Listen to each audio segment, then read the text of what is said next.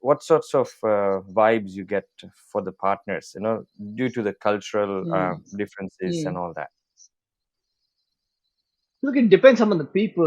There is no right or wrong way to look at this, but it's Mm, just that I don't want to get married for the sake of getting married. I don't want to get married because all of my friends are getting married.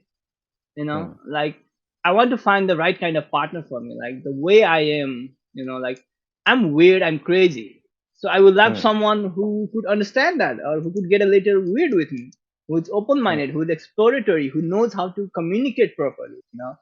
I don't mm, care what she has studied, what's her background, what's her family is like, or whatever. I just want to know what that person is like in itself, and that can that person be comfortable with me? Does that person has that communication skills so that we could mm, negotiate when we have a conflict out there? So it's just mm, hard to find someone like that, or I actually haven't tried to find properly someone like that because I'm so much busy with my career and figuring out myself and my own life.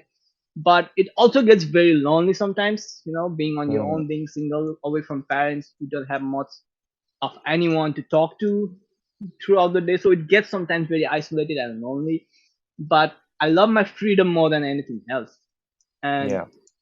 when I came in here in 2018 at the age of 25, I guess that's when I felt the most freedom, where I didn't have to depend upon my parents. I didn't have to learn or listen to anyone or anybody, and I wasn't ready to just give up on that freedom by getting married. Now people will Mm, say that it shouldn't be like that, but believe me, man, once you're married, you have the responsibility of a partner.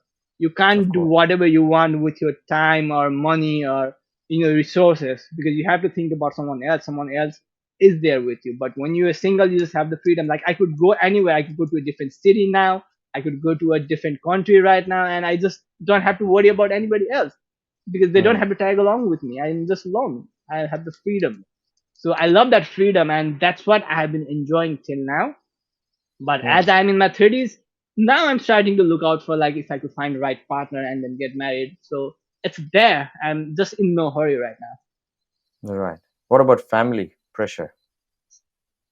There is a little bit, but I have made this thing, whatever I just told you, clear that this is what I'm looking for. I'm just not getting married just because someone else is getting married or whatever.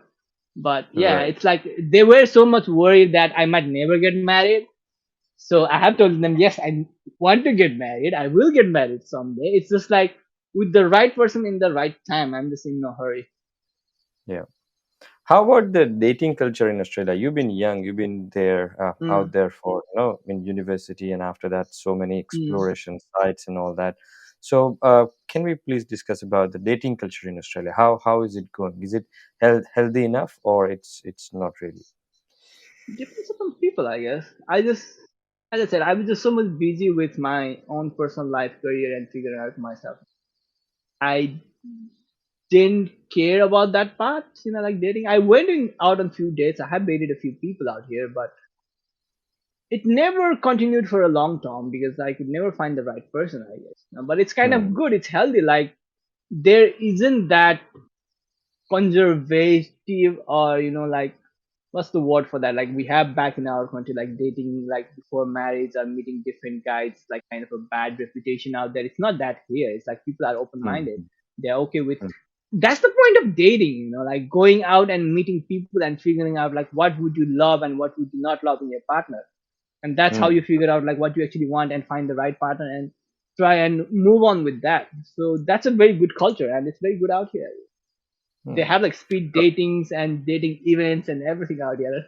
I just I know. haven't tried it. I I just don't want know. to talk about it. I want to talk about it. So, like, there are a lot of dating events, dating websites, Yeah. dating things. So, not just your experience, maybe your friends and the Mm, people you see out there. We have heard some horror stories for dating sites and dating, online mm, dating and mm. all that. So, have you, like, heard anything about that sort of stories? Well, I have heard a few, maybe not with my own friends, but that's the thing about going on apps like Tinder and stuff. You never know what kind of person is that. You can't figure out what the person is looking at their pictures and just what they have rated. Have to Hmm. meet them, spend some time with them, and then you figure out what kind of person is that. And even then, maybe you won't until and honestly you actually live with them in the same room. I don't think you could Hmm. figure out what the person actually is like. So be careful, especially for girls. Like be careful. Hmm. You can't just trust anyone just like that. Be Hmm. careful out there. Yeah. Good But advice. it's also a good thing, as I said, like go out and have dates in like public places where you're safe, where there couldn't be anything wrong, and do that for Hmm. a while. Then you'll figure out what kind of person that is, how is it, and yeah, move on with that. Go out, explore, experiment. Amazing. Amazing piece of advice. Thank you so much for that.